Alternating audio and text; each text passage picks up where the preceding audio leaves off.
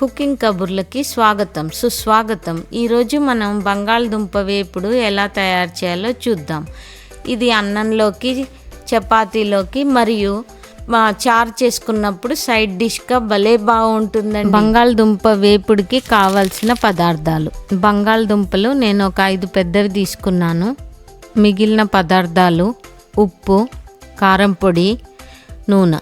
పోపుకి కావాల్సిన పదార్థాలు: ముందుగా ఆవాలు, జీలకర్ర, మినపగుండ్లు, ఎండుమిరపకాయలు, పసుపు.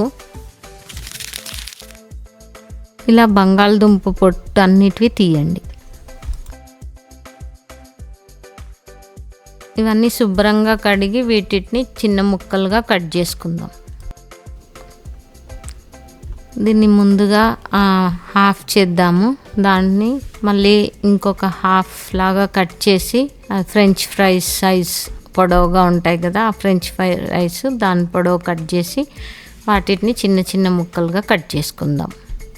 ఈ కట్ చేసిన ముక్కలన్నిటినీ పక్కన ఉన్న ఉప్పు నీళ్ళల్లో వేస్తున్నాను, కలర్ మారకుండా ఉంటాయని. స్టవ్ మీద ప్యాన్ పెట్టి ఒక 8 to 9 టీ స్పూన్స్ ఆయిల్ వేసాను.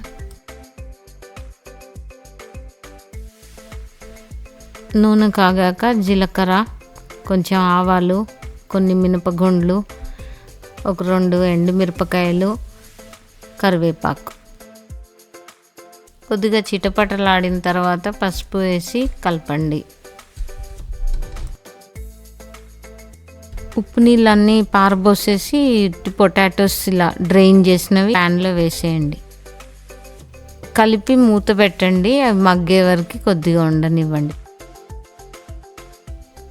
కొద్దిగా మెత్తబడిన తర్వాత ఉప్పు, కారము మీకు రుచికి తగ్గంత వేసుకోండి. బంగాళదుంప మెత్తబడిన తర్వాత లైక్, షేర్, సబ్స్క్రైబ్. ఎందుకంటే ఈ రెసిపీ